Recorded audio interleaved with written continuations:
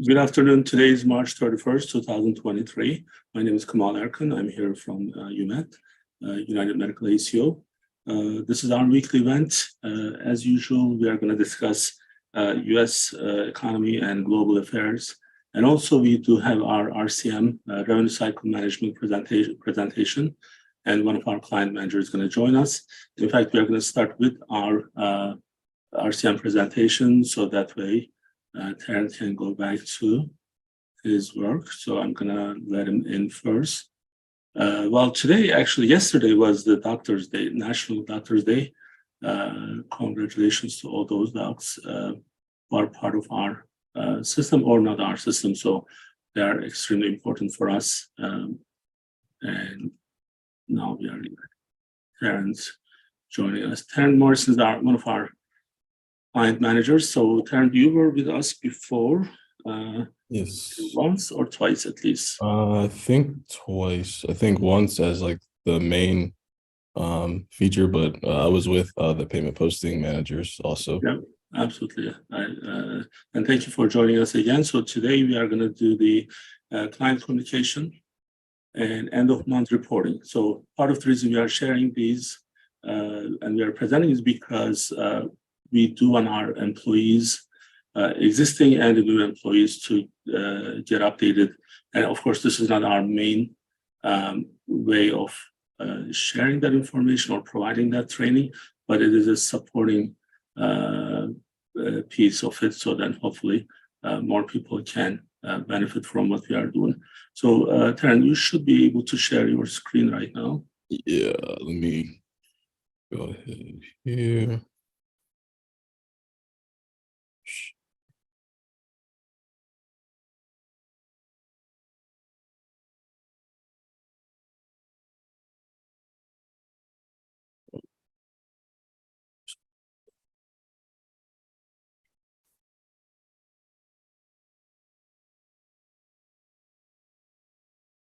You got it?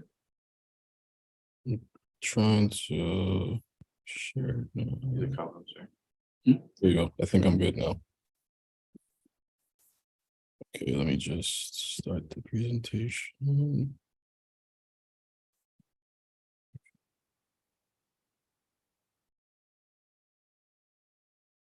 Okay, I think I'm good now. Can you see my screen? I can see it.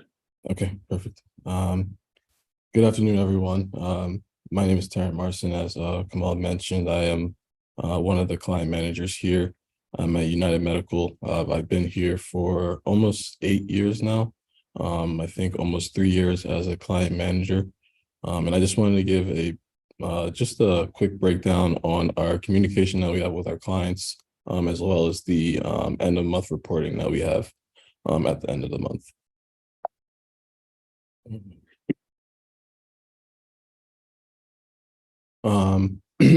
First thing I want to discuss was the client communication. Obviously, communication between UM and the clients is a key factor on how well the client performs. Usually, we see a correlation between the responsiveness of the client compared to their collection rates. So obviously, we have clients that consistently contact us. We have like weekly meetings. They call on a daily basis, and usually that reflects more collections on the payment side. There are different ways that we communicate with our clients. We do face-to-face or virtual. We actually just started doing face-to-face meetings. We had the UMACO meeting face-to-face for the first time. I think it was last week or the week before. Also, we use QuickBase, which is our secure site that we like to use, and I'll have more information on that in future slides. Also, obviously, email and direct calls from the client. And also, we usually try to reach out to the client as much as possible, even if they are unresponsive, because at the end of the day, we are also graded on basically how our clients are doing. So we want to have the best numbers for them. So if they're not responding, we're going to continue to reach out to them so that we can get the issues resolved. And this is just a quick snippet of QuickBase. This is what we see and our clients see when we're trying to make a request. This is probably the best way for clients to reach out to us if they need information updated, or if we need information such as like medical records or like a ID card or something like that. We'll use this system to request information. If you look at the snippet on the right, you'll see we have like the client name, contact. We can also search by category, subcategory. So it's really helpful when we're trying to reach out to clients, and it's also helpful for them to explain what issues they're having or what issues they want us to look into. Next, and this is also obviously part of client communication, is the end of month reporting. It is a helpful report that we use to communicate issues that we realize during the month. This report is ran the first day of the month or the following month, and displays a summary of the following information: cover page, the insurance denials, whether client or system related, and it also has financial information, which the providers are very much interested in usually. And this is just an example of a cover page for one of our end of month reports. So it'll just display the current status for the client, includes the client name, specialty, the contacts on both UM and the client side. Also under the, if you see the current ideal state of AR, that's the numbers that we go by basing the performance of the client. And also we'll provide any issues or trends that UM is seeing for a specific client will also be included at the bottom under the additional notes section. And this is just continuing on the end of month report that our providers get.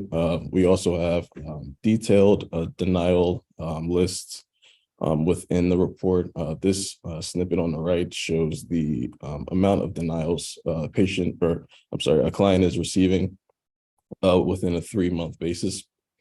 So you can see here, we can just base the check-in and check-out denials for the previous 3 years, and we can just compare it to see if there's any trends. Like for instance, this client that I attached here, as you can see, the check-in denials have been going a little bit higher as long as the checkout denials. So that's something that we can bring up when we meet with the clients within our client meetings. And this is just continuing on the trend part. This is another report that we share within a report, the end of month report. This is also displaying the last 3 months, but it's breaking it down by the actual denial reason. So if you see here, in the month of February, we had a good amount of denials for incorrect insurance for a patient, also error in charge entries and invalid diagnosis. So we use this report to also see if there's any trends on a month-to-month basis.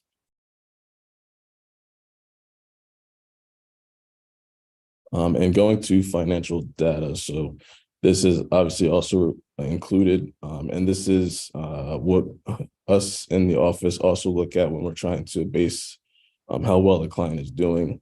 So if you see here, we have the actual total AR, so that's the total outstanding both patient and insurance balances. We also have the, what we usually go by is the aging. So we try to bring down the aging, the insurance over 90 days column.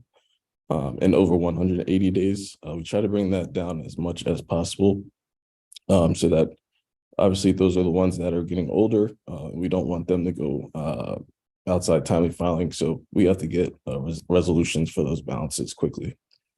But it also shows the AR responsible, as you can see here, the total charges entered per month. So this is good information, usually information that clients want to see. And this is also another financial report that is included.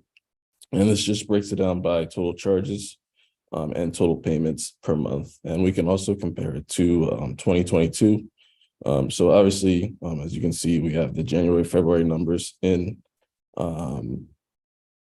And when we look at it for 2023, we can just go back and see if there's certain issues. Maybe there's delay in charge entries for the client that can also contribute to the total payments. So we just look at this to see if there's any trends, any issues. Maybe the client is not noticing. We can just bring this up. And this is probably one of the reports that the clients go over pretty frequently. And this is just similar report that's also included. It just breaks it down by provider. This is another report that the providers want to see, just to see how each provider is doing on a monthly basis. But it includes pretty much the same information. And that is it. All right. So you have given us a lot of information there. So just so that we are, the reason I didn't interrupt you, so then we can actually make sure that those slides are, whoever is watching that, they can actually go through those slides without a problem. But what's our main goal, right? So why do we actually have these reports? The reason we have these reports is because we need a standard way of communication, standard and routine. So those are two extremely important element of the good relationship. So if we don't have the standards with the clients, and if we don't have them on a routine basis, and if we don't have any uniformity in the way that we are presenting, which is part of being standard, so then things can actually be different. So now when we have more than 20 different specialties, what we are sharing for the end of month, these are monthly reports, is it enough? Well, from the standard core, covering the core part of the practice management, yes, they are enough. But to go into each different specialty, we may have, which we do, have a lot more reports to put a light on the specialty itself. For example, nephrology practice may have dialysis units, so then we have dialysis reports. We may have the cardiology practice, they may have a new access center. We may have a report specific to that location and the reimbursement. So these are kind of like the framework of the reports, but then we do have several other reports to support these. And one of the main issues really important for us is we do want practice owners to receive these reports. Why? Is because we want to make sure that they have full access to these reports that we are presenting, so then they are not depending on their employees or managers. They still receive them as well, but I want to make sure, personally, I want to make sure all of our reports, practice owners, do receive these reports on a monthly basis. And the other thing is, I think what we were discussing from your presentation that's really important for us is why we prefer ticket system over phones or emails is because we want to trust, but verify our system. There should be a checks and balance. So we want to know when that issue was raised by the client, what answers are being given, and if we can make any meaningful analysis out of those reports. So, for example, if the mistakes are being repeated, or how the issues are being handled. So those are two different really important things. One can be from the client side, but the other one is from our side. So we want to know how we are handling it, what answers we are giving, and how quickly we give those answers. So that's one of the main reasons that we develop these reports, and we have been using it for a long time now. As we go, we do make updates, and your team, you and other client managers, you guys are still having your meetings with the clients. We are just not sending the report and not follow up, obviously. So these are, when we meet with the clients, these are the reports that we go over. And I think that makes our picture, it completes our picture in a way that here's what we have done and how we did it. And then at the end of the month, we have our meetings and we can discuss everything from the prior month and what may be coming in. These are very important presentations for us. Thank you for being part of us and presenting. So it's always more productive when I have you guys joining me. So I'm sure we'll see you again in the other sessions. Of course. Thank you so much for having me. Thank you.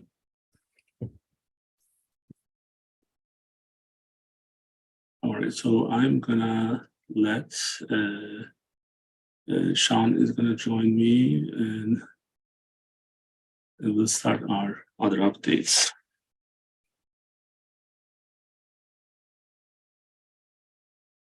All right, I'm in. So let's do the time check. So it's 2:13, so 2:20 actually. 2:20. So we do have Bariatric Friday with Dr. Erkan at 3 p.m. And we are going to discuss the multivitamin issues for bariatric patients. Now, in the last couple of weeks, we were planning to discuss and go into the details of the global currency. Mm-hmm. Now, that came up not because of the recent changes, but in our conversations, part of our conversations, I'm just giving you some unnecessary updates from what I know and what I project from certain things, but then some of them are recent stuff. Right. So once we start having financial issues after the pandemic, where we added the global affairs, the global updates, and then understanding what's happening around the world and how it's important, why it's important for us. I think that's why we want to discuss the currency issue. Right. Yeah, I would agree. As you mentioned, after the pandemic, the global economy obviously was impacted in ways that it wasn't, ever before. And such a novel experience that we had. And I think some of the things we've been covering in some of these sessions, including the Russia-Ukraine conflict and those ripple effects that these topics have, that we on our show kind of dive into these effects that maybe the mainstream media doesn't necessarily touch on. So I know with like the Russia-Ukraine example, we touched on how the supply chain shortage getting foods to Africa was stopped because one of the harbors in Ukraine was actually, blocked off for a period. So there are these items that we touch on in our sessions that, people may not necessarily think, oh, it's a one-to-one connection. This is A causes B. But what we do here is kind of evaluate that ripple effect and how this impact does actually come back and impact us on a personal level. So what we're doing here with the currency, we've been watching lately, and obviously what we're going to touch on in this particular session is some of the recent updates with China and the yuan currency that they have. But even just following the economy as a whole, we've touched on the U.S. Retirement fund that people are going to be impacted with and how the stocks are going down with the economy. So we just want to remind everyone, we are touching on these topics, but we are also going to pull them back in and have a central theme on what we're covering. So I want to check the debt clock that we had. We haven't checked that for a while, right? So let me just check it very quickly. So then, because when I shared this with you. Yeah, I know. I think it went up, it was like $1 trillion in the 1 year from when you started. I think it was from 2019. You saw that jump by 29 trillion to over 30 something now. Very quickly, because that's a good starting point for some of this. It was 1.5 trillion we were at, and now we are 21.6 trillion is where we are today. So pre-COVID, that number was 19 trillion. So for the U.S. national debt, Oh, okay. So you're- So now there is almost doubled since COVID started. Now, let's try to actually have a meaningful conversation around this. So, because of my background, was being born and raised in Turkey, and then being in this country for almost 24, 25 years now. And then I'm still able to follow what's happening in Turkey. So then since we have our office there as well, so 2018, when we opened the office, I would have $1 and then go and exchange it for $4. This is 2018, so it's 5 years ago. Today, it's $19. So 19 Turkish lira. $1 is 19 Turkish lira. So it went from 4 to 19. Now, when you look at these issues from the US standpoint, economy may not be affected by the world events as much as other countries are being affected, and Turkey is one of those. Other countries who are not in the top 10 probably have the similar issues. But what makes us unique, what makes United States unique is, and our biggest advantage is, the world currency is US dollar. So we want to make sure if whoever is watching us is able to have some understanding of what type of advantages we have, and then in case we lose this advantage, what may be happening. Now, since this is kind of like a dialogue, I do want us to kind of remember the tension, the term tension, and the pressure, which is the same, but I do like the tension better. So let me just give you a quick background, and I'm not gonna go too far out from the topic, so we'll keep it together.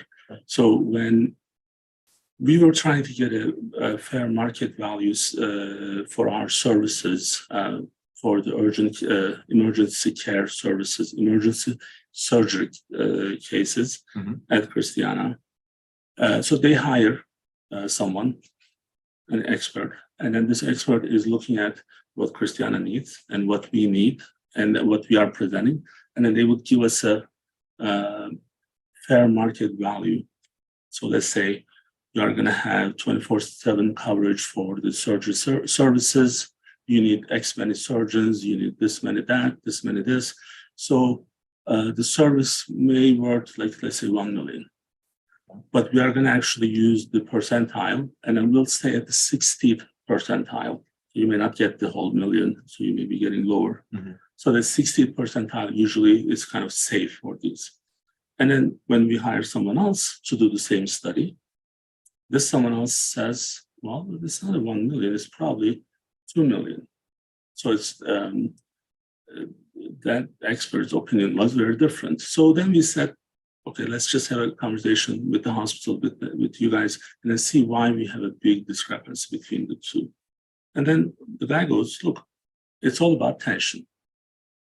How much tension this receiver or buyer has, or how much tension the seller, the vendor provider has, so that we can actually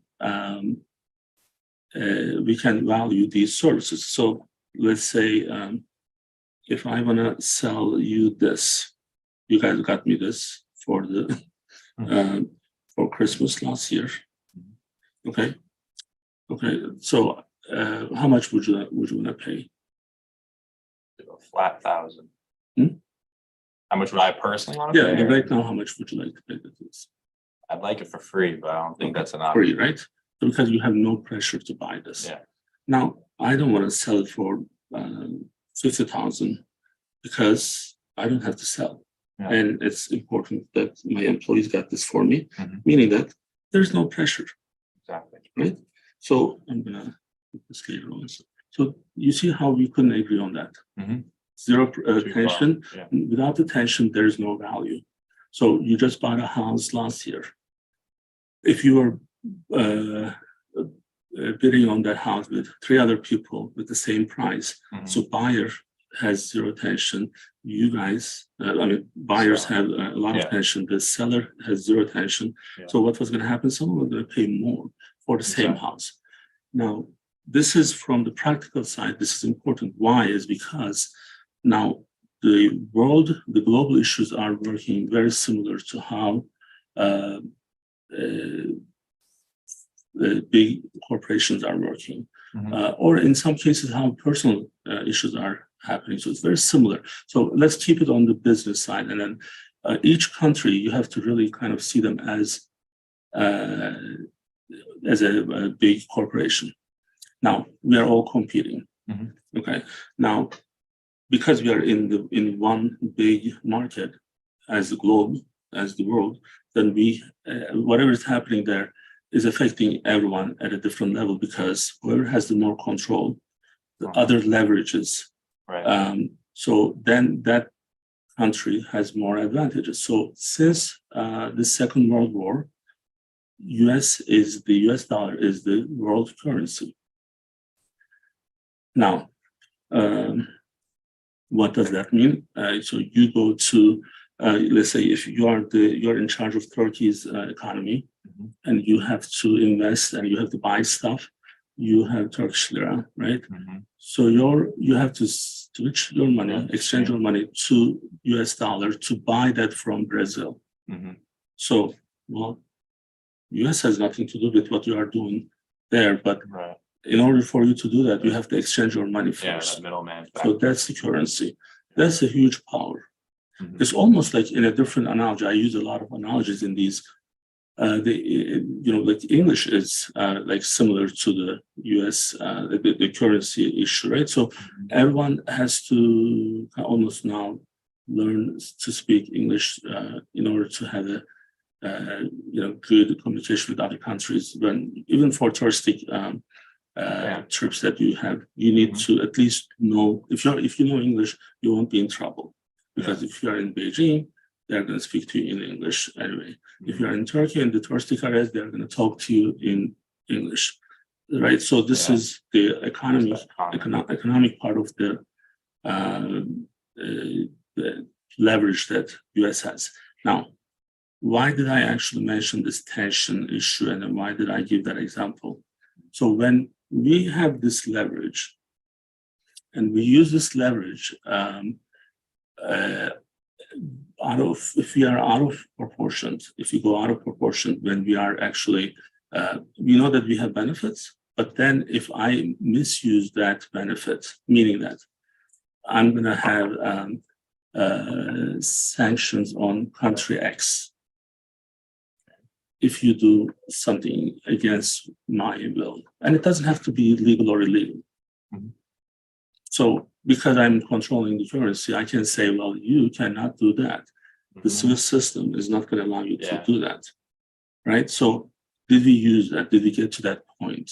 Or did we mismanage our economy? Those are all important questions that we need to answer. And in my opinion, we did. And then I think now what's happening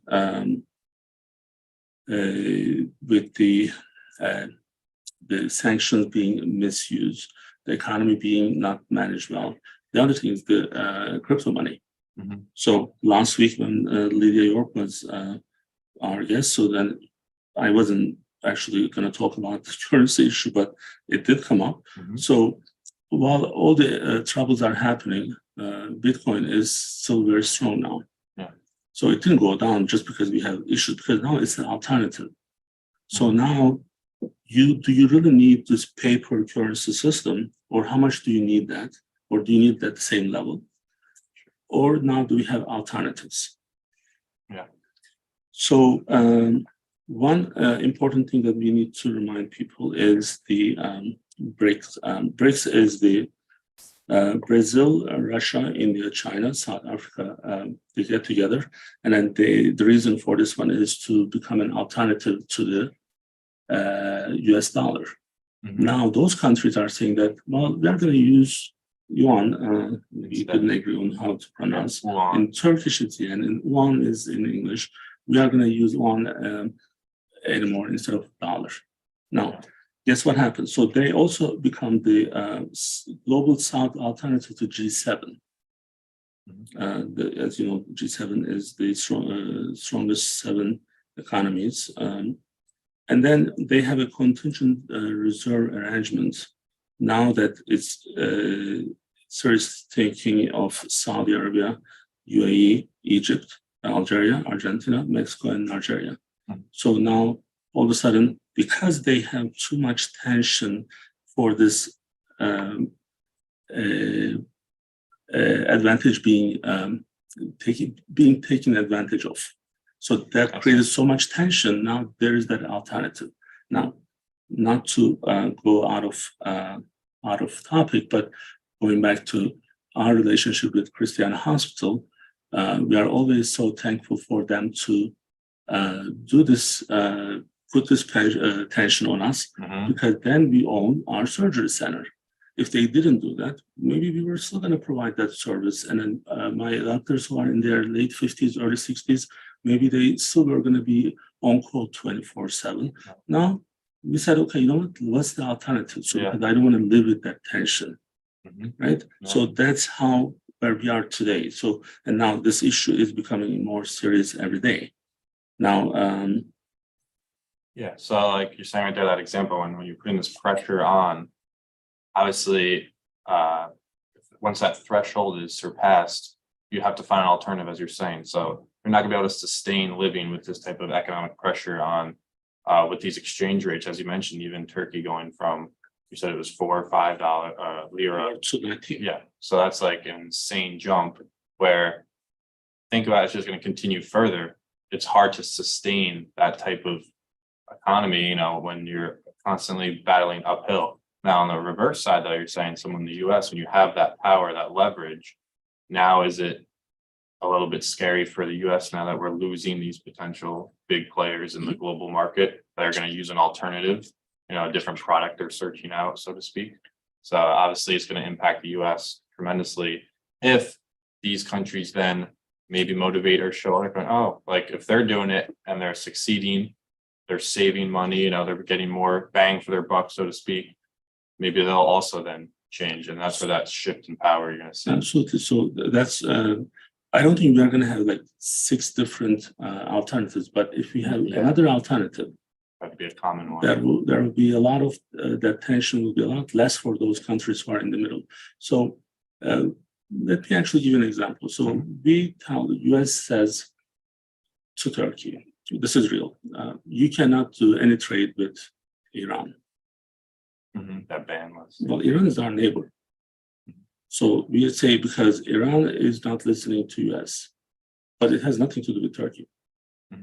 And Turkey is your neighbor. So then you have to do pick that side. Yeah. You have to do trade, but then you cannot use your own money. You have to use dollar. And then it says, well, Swiss system is not going to allow you to exchange the money because you cannot. That's the sanction that we're talking about, because Iran wants to do their own nuclear. Well, South Korea, North Korea has nuclear weapons. So, well, but we're okay with that, but we don't want Iran to. And then because of that, don't work with them. If you do, we are going to penalize you. Yeah, trying to excommunicate. They actually did have a case, court case in New York, and the defendant was one of the biggest banks in Turkey, Halkbank. And they said, well, you didn't follow the rules that we had. Whose rules, right? Well, my rule. US rule. But we have to work with these people. We have to do business with them. And then like, who's going to actually cover my loss from that country standpoint? When I don't work with them, I'm not able to do the trade. Who's going to actually compensate that difference, right? So it doesn't matter. If you are powerful, you are right. That's the world that we live in. Now, remember, we both live in this country, and part of the maybe beauty of this country is that we are still able to have this conversation without getting in trouble. But there's still that other side of it, that if everything we do is right, that's not the case. So it's not. So now we have to figure out what's the right way to do it. Now, the bad news is there's no right way. So this is a hardcore competition game, and one of the reasons, again, this issue came up is because I think we are going to have more trouble in the world, around the world, because of these shifting is already happening. So to stop that, I think we'll have more trouble around the world, and which we already have those conflicts. We didn't talk about the Scotland's new prime minister, who's a Muslim guy currently from Pakistan. So it's so interesting, right? So this is kind of like, I was talking to one of my friends yesterday. So 5-6 months ago, England had an Indian prime minister, and now 6 months later, Scotland has a Muslim Pakistani prime minister. And what's the biggest conflict between Scotland and England? Great Britain is Scotland wants their own independence. Now, just think about what happened between India and Pakistan. So there will be a smaller version of that, maybe perhaps in the west part of Europe. But it's really funny in a way that, or ironic, or I don't know, whatever you want to call it. So now you have two really important countries have an Indian and Pakistani prime ministers who are going to now go against each other. Now, that may not happen. I may be wrong, but let's see. Usually we are right. So, but it's like, because that, in order for that to happen, we need to have some elements in the right place. And the elements are the Pakistani and Indian guy as a prime minister. Like, what the hell? Like in England, so you have an Indian prime minister. Would you ever think of that? No, because they killed their own princess because she was dating with a Muslim guy. Now there's an Indian prime minister. Scotland, the most widest country ever, probably now has a Pakistani prime minister, and he was actually praying like for the Ramadan on his first day, and then he's posting pictures while he's praying. Okay, so there's something happening there. France already has a lot of issues, right? We never thought Ukraine and Russia was going to happen. It happened. It's the second year that we're in. Sri Lanka, Taiwan, the Central America, Africa, they all have those great conflicts already happening. And I think part of it is because this shift from US to potential alternatives is initiating or incentivizing those, motivating those actions, but who knows? Yeah, I think, like you're saying, whoever has the power is right. I think this exponential growth of power, like if you think about the US just in terms of being a relatively young country on a global scale, declaring independence from England, the fact that we were able to grow with such, exponentially fast and at a rate where all of a sudden we surge, and we're just, kind of have our influence on the world, where, I don't know if you remember the one political cartoon back in the day, but it had the US with kind of like the octopus arms just reaching out, touching over the whole world. We have influence on all different parts of the world. It's kind of what we want happens. So this should happen. I don't think we can blame our country.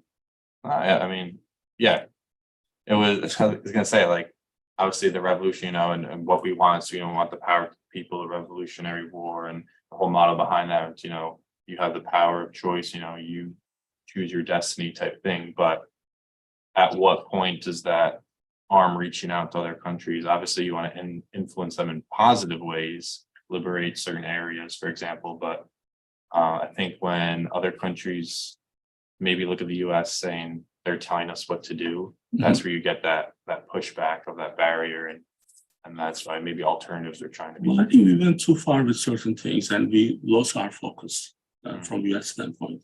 So read that for me. So because if US doesn't wake up or woke up, yeah, so, exactly, right. So because we are spending way too much time, and we are consuming our energy into not productive discussions, and trying to make it so difficult to do the trade, do the work in US. It became extremely expensive, and then now everyone is looking for alternatives. So that's why we have to be responsible. And one of the things that I want to actually share. Treasury officials in Obama, Trump, and Biden administration have cautioned that extensive use of financial sanctions could threaten the central role of the dollar. And this is what actually we are seeing now. Focus on the core, right? So if U.S. doesn't produce, we just borrow and we just print money. There are consequences. It's not as quick or severe as if some other country is doing it because of the global currency advantage, but it's not forever. So it's not extremely safe. It's not. So this is why these discussions are happening right now. So why is China and Brazil and India and South Africa and who was the other one? Nigeria. Brazil, Russia, India, China, South Africa. Why do they look into this coalition? It's because enough is enough from their point.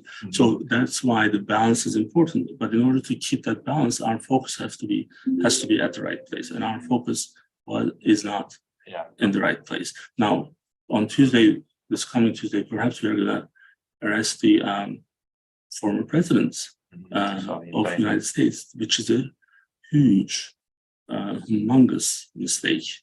It would be, and it's happening. It's approved yesterday. It's voted, and if that happens, U.S. is going to have more issues, internal issues, which it's going to set us up for more trouble in the near future. So I think it's okay for Bill Clinton to get a blowjob in the White House, but it's not okay for Trump to pay this stripper, $80,000 or $100,000, his own money. But now we made it so political, so motivation is so political that now he's going to go to jail, but Bill Clinton is going to be our hero.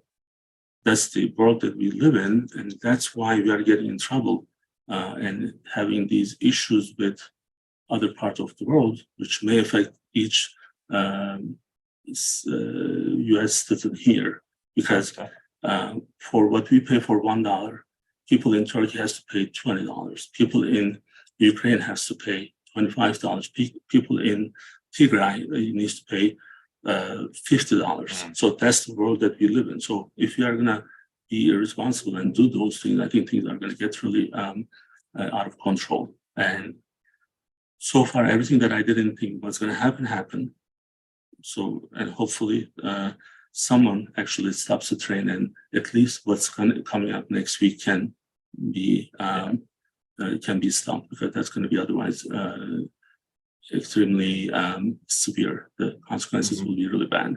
Yeah, I think, like as you're saying, the shift is, I wouldn't say it was bound to happen, but like there is that threshold where you can't flirt with that line over and over, and then once you stay past and not get back, and then it's a fine line. Yeah, right? So that balance requires the expertise, requires someone who's not Biden, because Biden can't handle his own day-to-day tasks. Yeah, you have to. And I feel sorry for him. I work with him close. I know him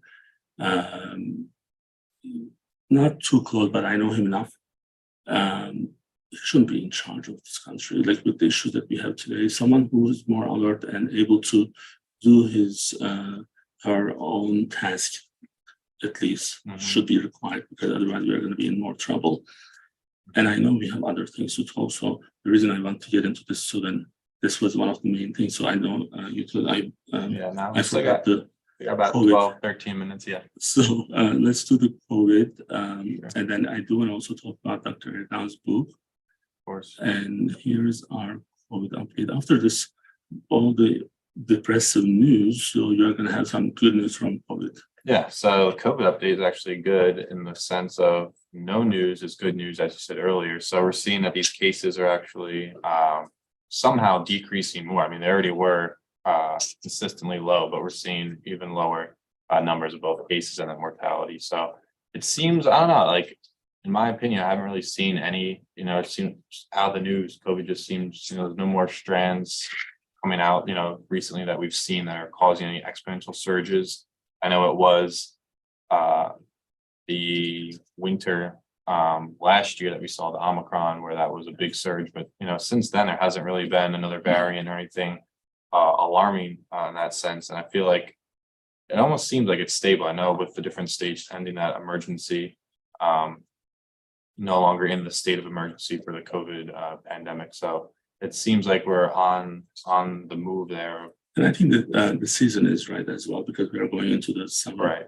So things are going to be more in control. But already, I think we are in a better shape. Definitely more stable, I would say, yeah. So now, one of my best friends and our co-chair of United Medical ACU, Dr. Kemal Erkan, published his first book. Congratulations. So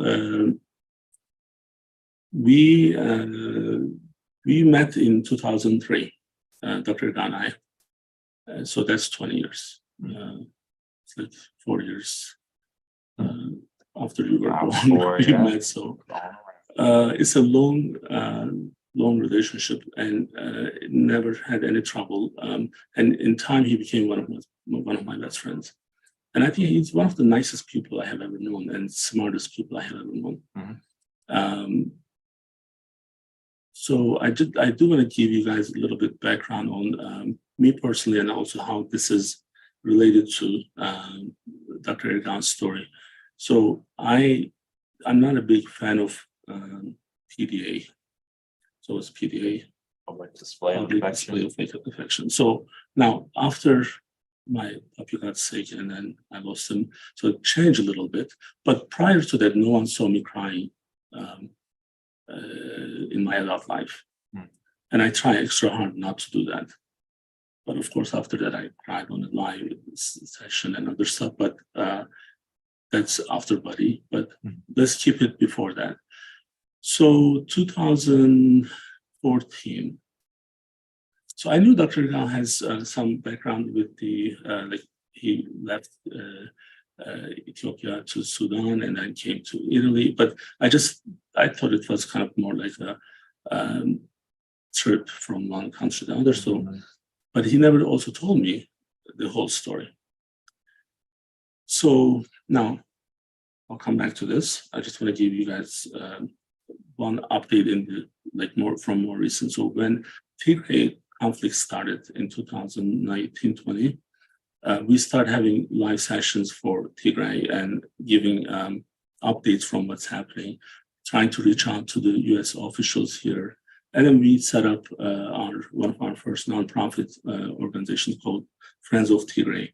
Now, Friends of Tigray actually now is Friends of Tigray and Turkey, because we are going to utilize that organization to help the earthquake,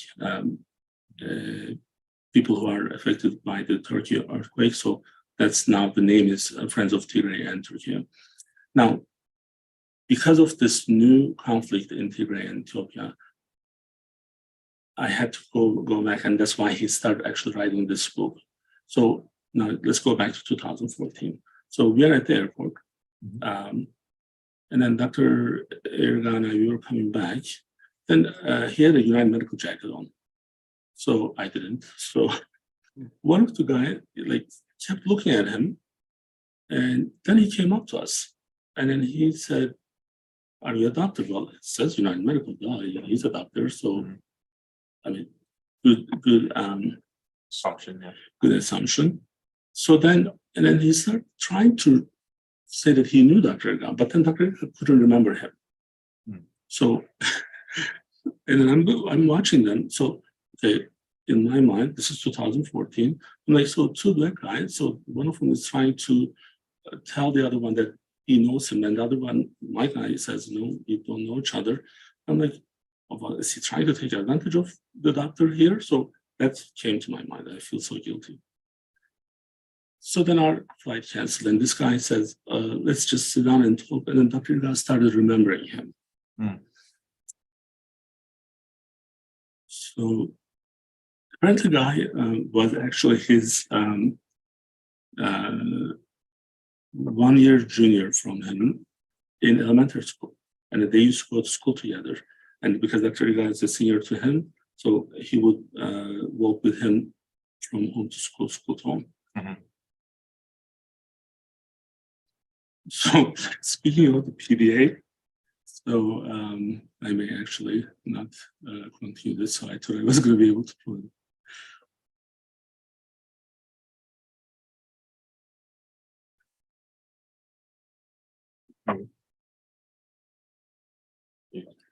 You can continue. Sure.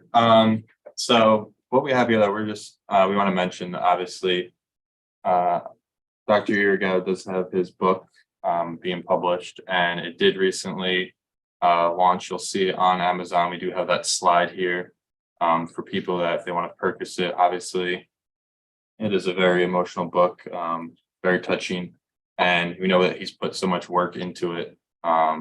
And we know Kemal also by his side helping with the peer review and the amount of dedication put into this book, and that finally people can actually share along with his story and his experience and better understand him as a person. Well, as a person also understanding what's happening in those regions. So this guy actually explained and told us this whole story, and the flight was canceled for 2-3 hours. And then we were in the restaurant in the airport. I think we were in Houston. Mm-hmm. And I don't have a sad story to tell someone. So like I left Turkey and I came here and everything was fine. I went to school, blah, blah. So then boom, you look at these two individuals and their life story is so similar, so parallel. So instead of from Sudan to Italy, this guy is an engineer. He went from Sudan to Spain, but they became so successful. He became a very successful engineer, and Dr. Erkan is one of the best bariatric surgeons in the world. Yeah. So, but then I was also admiring Dr. Erkan at the same time. How did he keep all this from me for 12 years then? Because this is 2014. We knew each other for 11, 12 years. Who knows? Yeah. And then understanding how much pain they had to go through. His dad being killed in their living room while he was 15, and by his own people, by the country's own soldiers, and this family of 7 and their mom, what they have to go through. I think everyone should read it. So I was initially I was able to. I was part of the group that I was able to give feedback, the review, and I did read it 2 or 3 times in 2020, 2021, and so finally he finished the book, so it's published. So that also kind of motivates me to finish my book. My book is not going to be sad.